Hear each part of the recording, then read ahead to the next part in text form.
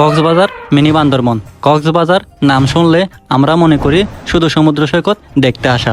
আপনি যদি কক্সবাজার ভ্রমণ করতে আসেন, এই গোয়ালিয়া স্থানে কিভাবে আসবেন, চলুন ভিডিওটি শুরু করা যাক। কক্সবাজার কলাতলি ডলফিন মোড় থেকে মেরিন ড্রাইভ দিয়ে ইনানি যাওয়ার পথে রিজুকাল ব্রিজের বাম পাশে গেলে দেখা যাবে এই মিনি বান্দরবন।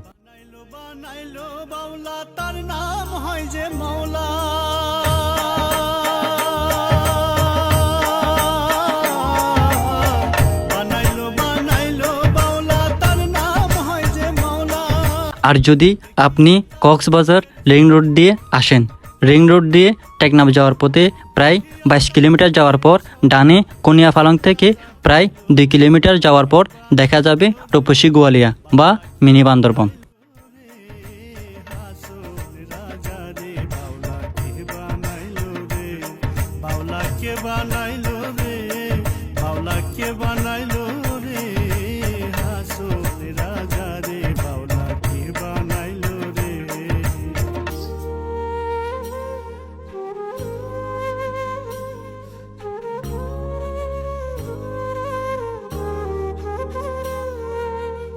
হাসন রাজা হইছে পাগল প্রাণ বন্ধের কারণে,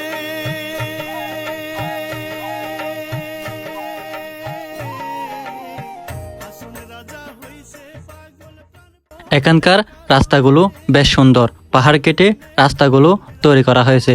এই পাহাড়ের সৌন্দর্য আপনাকে মুগ্ধ করবে।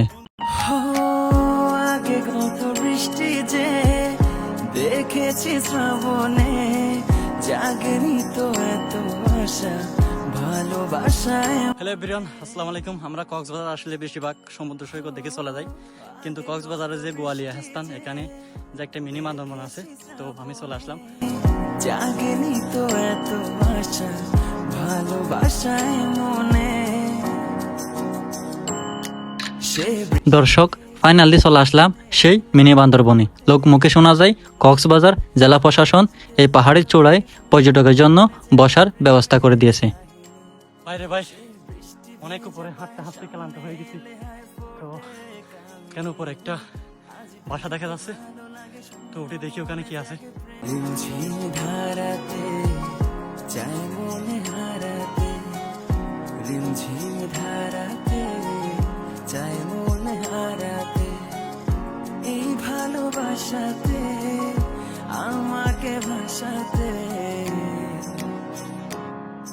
এলো বিকে যে এলো ঘিরে বৃষ্টি সুরে সুরে শোনায় রাগিনী, আজ ভিজতে ভালো লাগে শূন্য মনে জাগে প্রেমের। আগে কত বৃষ্টি যে দেখেছি শ্রাবণে, জাগেনি তো এত আশা ভালোবাসায় মনে। কক্সবাজার পর্যটকের জন্য এই টুরিস্ট প্লেসটি আরো বেশি আকর্ষণ করেছে। আপনারা যারা কক্সবাজার ঘুরতে আসবেন, সমুদ্র দেখার পাশাপাশি বান্দরবনের মতো পাহাড়ি জায়গা ভ্রমণ করার সুযোগ পাচ্ছেন। তো দর্শক, আপনাদেরকে দেখালাম। সুপ্রিয় দর্শক, আজকের ব্লগটি কেমন হয়েছে অবশ্যই জানাবেন। আর সবাই ভালো থাকবেন, সুস্থ থাকবেন। আল্লাহ হাফেজ।